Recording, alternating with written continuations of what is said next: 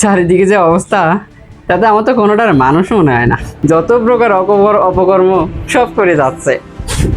কিরাম আছো সবাই? ভালো করে কথা কই তোমাকে সাথে।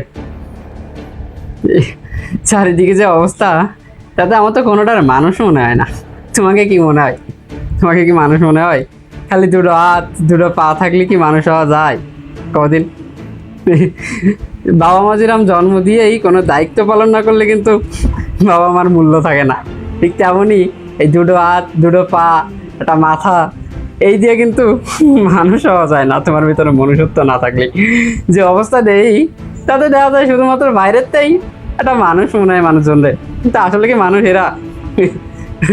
দেখা যাচ্ছে যত প্রকার অপকর্ম সব করে যাচ্ছে। তো তোমাকে কি মনে হয়, মানুষ হতে গেলে কি এই চারটে হাত পা থাকলেই যথেষ্ট? আমার কাছে কিন্তু মনে হয় না। নিজের কর্মগুণে ভালো মানুষ হওয়া লাগে।